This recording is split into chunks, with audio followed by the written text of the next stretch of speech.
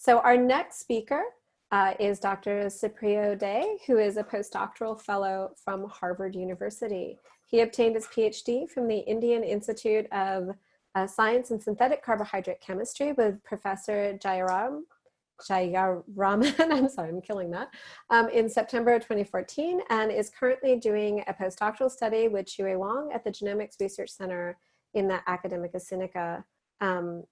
So he is, actually that was where he was in 2014, that's where he did his postdoctoral study, and then in March 2019 he moved to Harvard University to work with Professor Whitesides. His current research involves developing polymeric materials and applications in magnetic levitation. And so he's going to talk actually though in this case about heparin and heparin related anticoagulants, which is also of great interest given the SARS-CoV-2 and its associations. So with that, I'm ceding the floor to you. Good morning and good afternoon all, depends where you are. So I would briefly describe how a computer program helps for the synthesis of this kind of glycosamine glycan. So now this slide is very irrelevant after the previous speaker. As you know, the cell surface glycan is kind of, you can compare it as a M&M chocolate. The outer coating is a chocolate and inside the chocolate part, outer coating is sugar and the chocolate part is the cell. And there are different kind of glycan present in the surface, and majorly we know it depends upon the linkage with the protein is either N-glycan, O-glycan. And I was interested in the other part of the glycan called glycosamine glycan, and especially on heparin sulfate.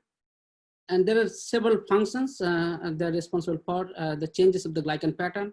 Both O-glycan and N-glycan pattern can indicate as a cancer biomarker, and the presence of sialic acid as their linkage also matter for viral infection, as you have as previous speaker already mentioned about it. And as you know, heparin has been used for anticoagulant for more than 70 or 80 years. So, glycosamine glycan, especially heparin, has been used, as I mentioned before, as an anticoagulant. And there's two pentasaccharide motif. One is called fondaparinux, which was marketized back in 2002. And then Sanofi introduced another pentasaccharide motif, which is idaparinux.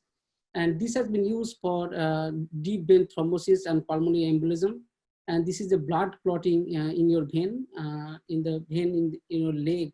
And this is one of the largest mortality. I think the number is 500,000 every year only in Europe. And that can also, the deep vein thrombosis also can cause the pulmonary embolism. And in the recent study also indicate that in COVID patient, this kind of clotting of the blood in the lungs. For future, heparin has a lot of potential, and I am also going to show a few of that example. And it has been shown that it can interact with the toxic tau oligomer, which is responsible for the A-beta plaque formation in Alzheimer's. So it can be a platform for generated therapeutics for Alzheimer's disease. And from Linhart group, recently published that effect of sulfate moiety for the propagation of the COVID. And apart from heparin, keratan sulfate also as indicator of cancer biomarker in colon cancer. So now challenge to get the production, there's a challenge that high demand of the pharmaceutical heparin. And so you need a huge financial investment for the industrial plant. And then there's only one source, and that is the pig gut, which generally heparin has been generated. And the problem is quality control for the commercial heparin. And in 2008, due to the contamination in commercialized heparin, 100 people die in US. And the later is find out that this contamination is the another kind of glycosamine glycan called chlorotoluene sulfate or CS, and general structure of CS is here. However, the highly sulfated or per-sulfated structure that makes very difficult to separate from heparin, and this cause the death. So what's the possible solution? So marine organism can be a source of heparin, and then chemical synthesis and chemoenzymatic synthesis can be alternative. Now question is, while coming to chemical synthesis, we have to deal with a lot of N sugar, which is low reactive. And then you have the glucuronic acid and ioduronic acid, which also very low reactive. and alpha selective glycosylation, and then installation of regioselective sulfate, O-sulfate, N-sulfate, that makes the synthetic positive very long and multi-gate purification, which also reduce the yield and efficiency and are responsible for high price of pentapyrenics. So the alternative solution is that we can use a programmable synthesis or automated synthesis or enzymatic synthesis. And as per 2018 data, almost 12 billion market in heparin only in United States. So in Wang lab, we developed a programmable one-pot methodology to synthesize this kind of oligosaccharide. However, the quantification based on the quantification of reactivity of thioglycoside donor. However, the effect of the protecting group on the reactivity of glycoside donor is studied long back in 1970s when Han Paulson mentioned that protecting group affects the rate of the hydrolysis of glycosyl chloride. And then late 80s, Feza Reed introduced the concept of armed and disarmed concept. And in mid 90s, Professor Stephen Lay tried to quantify the reactivity. And in one of his paper, I think synthetic communication back in 95, he stated that in order to achieve the synthesis of complex oligosaccharide, the reactivity of the donor must be quantified. However, there is no general idea was given by Lay and co-worker. And then back in late 90s, Professor Wang has developed a relative reactivity value concept based on 1H NMR, HPLC and computer program. So if you're very interested, you can see the recent article is a video article, how we can do in real time, how we can perform the use of one AutoCho software for the synthesis of oligosaccharide. So the concept is when you have a structure of the glycan, you put the structure as input in the computer program in AutoCho, and then the program gives the optimized route or output for the coupling of this building block. And then we need to couple them in sequence and to get the protected oligosaccharide and then deprotect to get the desired oligosaccharide. And there is two software, one is Optima software and then recently AutoCho software.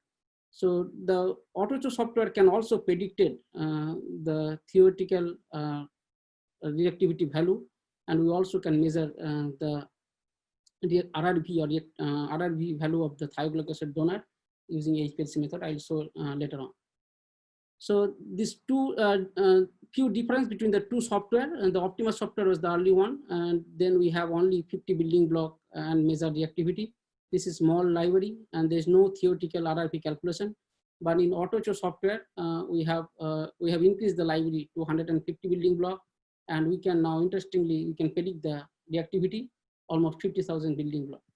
And very brief about the software, it works on graphical user interface using Java runtime environment. And now we can accurately predict the reactivity of virtual building blocks. And we can also predict the fragment coupling and chemical shifts, especially for the prediction of the reactivity of the building block. We use chemical shift from ChemDraw, and you can input mouse drawing, sugar type, anomeric configuration using glycan builder. So here is one example. In the right hand side, you can see this is, I think, GloboH, which is antigen in the epitope. So we can synthesize this GloboH by two methods. So you input the structure in the AutoCho software, and AutoCho software give the outcome. Right hand side, you can see it can be synthesized by 1, 2, 3 sequence. And now with the AutoCho software, you can synthesize 1, 3, 2 sequence. And interesting part is that the trisaccharide in middle, that can be predicted also, but which fragment should I use to make this trisaccharide? So my interest was to initially to develop a heparin pentasaccharide with regio-defined 6-O-sulfation. So I input the structure in AutoCho, and the software give outcome that you can synthesize this pentasaccharide either compound 1A, 2B, and compound 3, or compound 1A, sorry, there's a mistake here, compound 1A, 1, 2A, and 3 to get this protected pentasaccharide. And then we need to do deprotection and chemical sulfation to get this desired oligosaccharide. And the question is how you measure this reactivity experimentally. So we have a database where we have mentioned the reactivity of reactivity of reference thioglycoside. So we need to first dissolve the reactivity of glycoside donor, which you want to measure the reactivity, and inject into HPLC and measure the absorbance at time is equal to 0. And we need to do same for reference thioglycoside donor. Then once we have this data, we mix them together and we put excess methanol and in presence of NIH triplic acid condition, and we make sure that all thioglycoside donor is consumed. So that's what we use excess methanol, and we use room temperature condition, and after half an hour we quench, filter and work up, and again inject into HPLC, and we found out that what is the absorbance at time is equal to T, and then we put in this equation, as you know, all this parameter we can calculate Kx, which is the reactivity of the thioglycoside donor you want to measure. So as I mentioned, so it has to be performed in a sequence. So high reactive thioglycoside donor should react with low reactive, and so on, and to get this oligosaccharide in one form. So I'm not going to show all this synthesis of monosaccharide, disaccharide, but this is how we perform the one-pot synthesis. So we took compound 1, which is reactivity is 132, and 2A, and then 3A to D with the different protecting group at 6 position here. We have levolyl or acetyl. We also introduce a spacer here at anomeric center to make glycan microarray. So 1, 2A and 3 or 3B, we generated compound 4A to 4D in good yield. And when we use 2B, which has a PMP group, CH2O PMP group, and then we need to reduce the PMP group and followed by oxidation and esterification.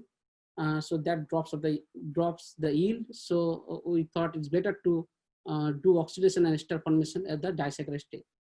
And you can see here the TBDPS and acetyl group at C6 block the beta phase and gives only alpha glycosylation. And however, we did not publish this as a methodology, and we are happy to see that in 2020, some group from China, they reported that the succinyl group or acetyl or benzyl group at the C6 position can remotely control the alpha selectivity in presence of the 2-azide glycoside donor.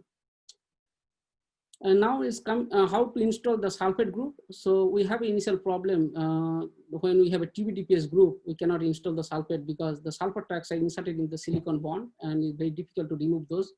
So we deprotect the TBDPS group using HAPyridine. And now we need, because I don't want to protect this here as sulfate, so I protect this hydroxyl group as a benzyl ether using the protocol reported by Hashimoto and co-worker. And then we got the benzylated derivative, and then lithium hydroxide and sodium hydroxide to chop up all this ester functionality, and then treated with the sulfur trioxide triethylamine to get this O-sulfated derivative first. And then we remove benzyl group here using hydrogen palladium hydroxide charcoal, and then selectively protect NH2 as sulfate using sulfur trioxide pyridine. So now you can see we got a pentasaccharide, which we have a disulfate at C6 position, wherever we don't have any sulfate group at the C6 position of building block A. For monosulfate, we start with the compound 6B and then remove the levolyl group in presence of acetyl to get hydroxy, again protect with the benzyl group, and then followed by hydrolysis and sulfation. And the same protocol, we can introduce only one sulfate here as compound 1B. Next, we focused our attention for commercial synthesis of the commercial anticoagulant fondaparinix, as I mentioned before. So there are several reports, I think 10 to 12 reports to how to synthesize this fondaparinix, and the most of the report we have long synthetic steps. I mentioned few of them here in the table format. And the major problem is the non-stereoselective glycosylation. And as you know, is a fondaparinix is administered by deep subcutaneous injection, and recommended dose is 7.5 mg for when your body weight is 50 to 100 kg. And the price is one syringe price is almost $200 US. And the only source you can do the production of fondaparinix is by chemical synthesis. So we approach this problem using programmable one-pot synthesis. So again, we input the structure in AutoCho software, and we got 3 building block, 2, 10, and 17, 18, and we put in 1-part sequence to get alpha selective glycosylation. And now yield has been improved compared to previous report. And this is the shortest synthetic protocol for fondaparinix. So for disaccharide synthesis, we start with compound 3 and 4 and then couple them to get the beta glycosidic linkage and remove this acetyl group and then convert to benzyl group. And we use DDQ to remove the NAP and followed by removal of the TBDPS group to get diacetylation, and then hydrolysis of benzylidene group, oxidation and esterification, end up compound 10. For iodose donor, we start with the diacetone glucose and end up with this kind of disaccharide in Godel. And then we perform 1-part synthesis here to get this pentasaccharide. Again, we got only alpha selective glycosylation. And then we remove the TBDPS group followed by the same protocol with the hydrolysis, sulfation, debenzylation, end up with fondaparinix in Godel. And next, we done a modular 1-part synthesis for iodoprenix, which is another commercial, previously available commercial heparin pentasaccharide. And we try to modify the synthesis reported before. And the major concern, as I mentioned before, the non-stereoselective glycosylation and the yield, and we have achieved 6.8% overall yield, and we use glucose disaccharide to avoid the complication to make two glucose link in beta linkage. So yeah, as you can see in the previous report, you have alpha beta mixture in the all report. You have very messy things. There's no selectivity at all. So we performed this one using modular 1-part synthesis. We use phosphate donor here 5, and then from D-cellobiose we can synthesize compound 13, and then we performed 1-part. We also make the disaccharide 22 from diacetone glucose. We get compound 15 here, and when we install, we get non-separable alpha beta mixture. Here the neighboring group participation doesn't work, and we remove alpha and beta later on, and then protect it as OBG, and then convert it to compound 22 using the same procedure we mentioned before. And then we do 1-part. We did 1-part reaction with the modular activation of the phosphate group in presence of thiol. So use first activate phosphate of 5, and then later on add compound 22 to get this pentasaccharide, and followed by deprotection and chemical sulfation, end up iodoprenix in Godel. So I also involved in chemoenzymatic synthesis of the N-glycan, which I'm not going to show here today. And also we also introduced a fluorine group at sialic acid for making this kind of glycan for N-glycosylated protein therapeutics. And I'll end here. I thanks Professor George Whiteside to give me opportunity to work in other field compared to synthetic carbohydrate chemistry, and Professor Wang to work in the field of glycans, and Professor Jairamon. And Professor Feza Reed, he's my, I should say he's my second mentor. He always helped me to pursue my career in carbohydrate chemistry. And then Canadian Glycomic Society, Glyconate, for this opportunity, Professor Laura Mohal for kind introduction, and Ali to make this happen, and my lab mates, fellow mates, co-workers, and my parents and family. And thank you very much for listening. And I will end up this story with the sad news of passing away about Feza Reed.